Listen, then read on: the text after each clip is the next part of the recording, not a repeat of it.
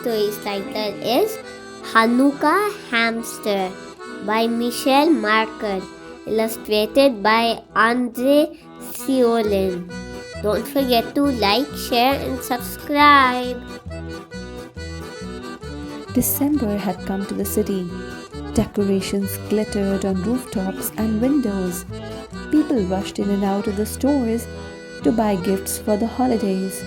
All day long, Edgar drove them in his cab. At the end of his shift, he was so tired. He climbed into the back seat of his cab and took a little nap. Something scrambled onto his chest. Something hairy brushed his face. Was it a dream? No, it was a hamster. Edgar scooped it up. The hamster settled into his hand. Its feet were so pink and teeny. The two beady black eyes blinked. Edgar stroked the hamster's back and then set it in his lunch bag. He wondered who would have left the hamster in the cab, but so many customers had gotten in and out. Edgar phoned in a report to Lost and Found at the cab company. At his apartment, using a cardboard box and shredded paper, Edgar made a home for the hamster. There you go. He said the Hanukkah blessings, and while the night stars watched, he lit 2 candles on the menorah. The next day, Edgar drove more people on their holiday errands. He got a message from Lost and Found saying that nobody had called about the hamster. That night, after lighting 3 candles, Edgar made chopped salad, the kind he used to eat back home, and he minced a tiny one for the hamster. You and me again. Edgar looked at the cucumbers and chickpeas on his plate. Then he watched the hamster nibble on its own salad. Okay, if I call you Chickpea? The following night, Edgar stopped at the Lost and Found desk. Has anybody called about the hamster? The manager shook her head. Edgar looked at hamster supplies at a pet shop. He counted the tip money in his pockets, enough for a nice meal. I really shouldn't, Edgar thought, so instead he just bought food. When he got home, he said the blessings and lit 4 candles. Chickpea got into the bowl with his hamster food. He did a backflip. Was that a little smile? Edgar took pictures on his phone and shared them with his family in Israel. Day 5 of Hanukkah dawned cold and brisk. Throughout his shift, Edgar checked for messages, but no one had claimed the hamster. That night, he made a slide out of a cardboard tube. Chickpea whooshed down. Whee! His nose twitched. On days 6 and 7 of Hanukkah, Edgar had a sinking feeling.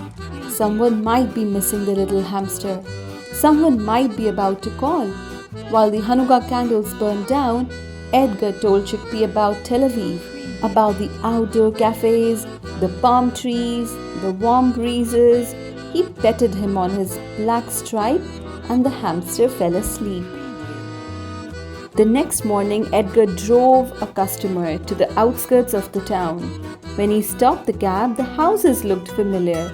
So did a woman standing on front of one of them with a boy. She was a woman he had driven a few days ago, and that must be her son. Edgar felt a punch in his heart. He made himself wave and rolled down the window. Little boy, did you lose your hamster? He called. The hamster! The boy cried. I bought him for my classroom, the woman said. He disappeared the same day. She closely looked at Edgar. But I didn't think he escaped during the cab ride. We thought he was hiding in the bedding.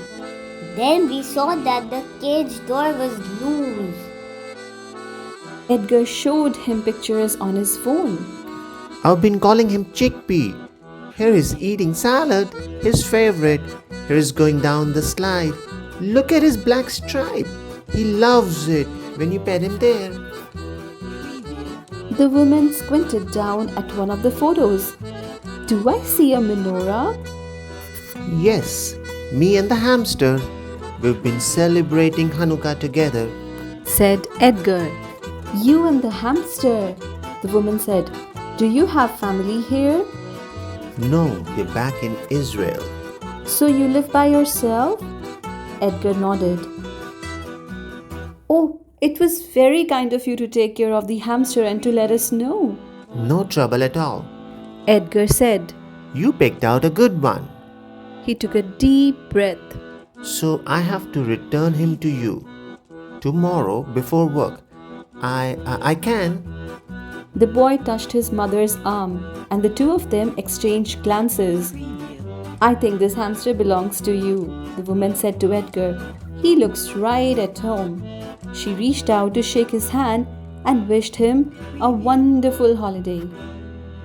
That evening, while the stars shone above the kitchen window, Edgar said the blessings and lit all the candles on the menorah.